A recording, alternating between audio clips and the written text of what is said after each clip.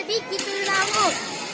आम्ही भारताचे लोक, भारताचे एक सार्वभौम समाजवादी धर्मनिरपेक्ष लोकशाही गणराज्य घडविण्याच्या व त्याच्या सर्व नागरिकांस सामाजिक, आर्थिक व राजनैतिक न्याय, विचार, अभिव्यक्ती, विश्वास, श्रद्धा व उपासना यांचे स्वतंत्र दर्जाची व संधीची समानता निश्चितपणे प्राप्त करून देण्याच्या आणि त्या सर्वांमध्ये व्यक्तीची प्रतिष्ठा व राष्ट्राची एकता आणि एकात्मता यांचे आश्वासन देणारी बंधुता प्रवर्धित करण्याचा सकलपूर्वक निर्धार करून आमच्या संविधान सभेत आज दिनांक 26 नोव्हेंबर 1949 रोजी याद्वारे हे संविधान अंगीकृत आणि अधिनियमित करून सदा प्रार्थना अर्पण करीत आहोत. धन्यवाद. I am Misbah. I am 4th class. The Constitution of India, preamble. We the people of India, having solemnly sworn to constitute India into a sovereign, socialist, secular, democratic republic, and to secure to all its citizens justice, social, economic, and political liberty of thought, expression, belief, faith, and worship, equality of status and opportunity of the nation. In our Constituent Assembly, this 26th day of November 1949, do hereby adopt, enact, and give to ourselves this Constitution.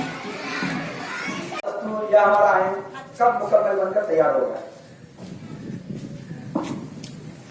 हमारा दस्तूर 26 नवंबर 1950 को मुकम्मल हुआ. बहुत अच्छे, तालियां बजाओ.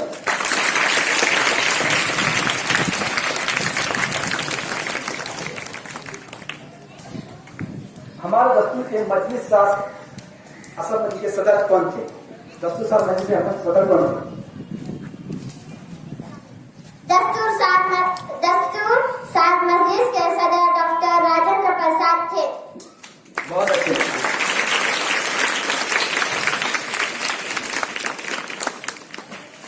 दस्तूर साज मजलिस जो बनाई गई है, इसके मसूदे कमेटी के सदर कौन थे? दस्तूर साज मजलिस के मसूदा कमेटी के सदर डॉक्टर बाबा साहब अम्बेडकर थे. बहुत अच्छे. इस दस्तूर बनाने के लिए कुल कितने अराकीन शामिल किए गए? दस्तूर साज मजलिस में कुल 299 अराकीन शामिल थे. उनमें मौलाना अबू कलाम आजाद, पंडित जवाहरलाल नेहरू, सरदार वल्लभ पटेल, राजकुमारी, अमृत कौर, सरोजिनी नायडू वगैरह शामिल थे. बहुत अच्छे, बहुत खूब.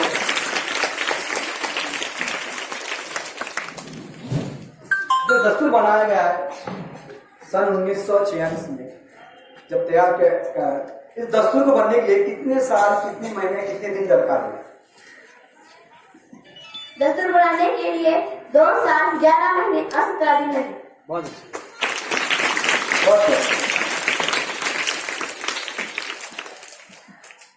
इस दस्तूर में कुल कितने दफात शामिल थे?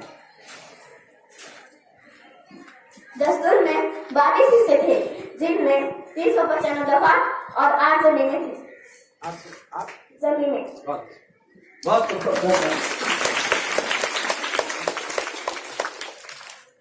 इस दस्तूर के जो कानूनी मुशीर थे, दस्तूर साज मजलिस के जो कानूनी मुशीर थे, उन कानूनी मुशीर का नाम क्या था? दस्तूर साज मजलिस के कानूनी मुशीर B.L. राव थे. बहुत अच्छे, बहुत खूब.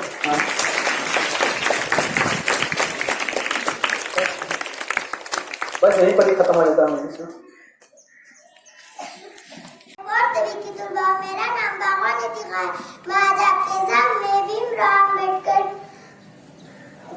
तकरीर पेश कर रही हूँ.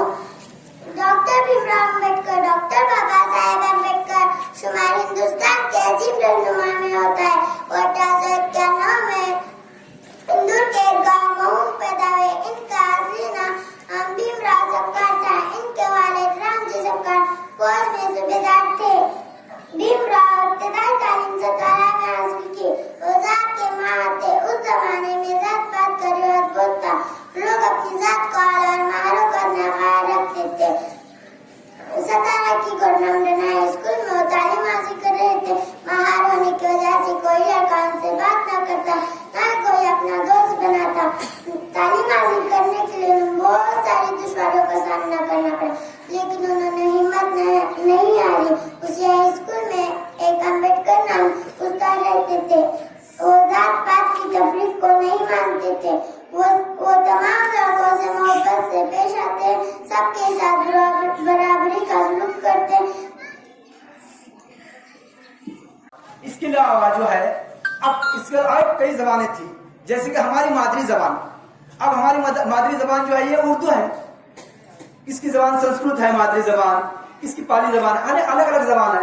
तो इसमें जो है इस दस्तूर में जो है ये ख्याल रखा गया कि हर इंसान को, हर हिंदुस्तान के अवाम को अपने जबान में तालीम हासिल करने का हक दिया गया है। हर तालीम हासिल करने का, यानी तुम जो है बच्चे आज जो उर्दू तालीम हासिल कर रहे हैं, ये इसी दस्तूर की मेहरबानी है जो बाबा साहब अम्बेडकर ने दस्तूर बनाया गया है। इसमें जो है आजादी यानी हम मुल्क में कहीं भी फिर सकते हैं।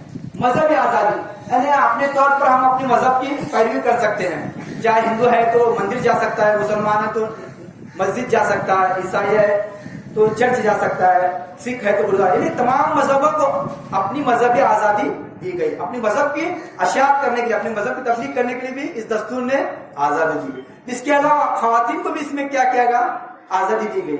खवातीन को इसमें तालीम के लिए आजादी दी गई, फिर नौकरी में सहूलत दी गई खवातीन को।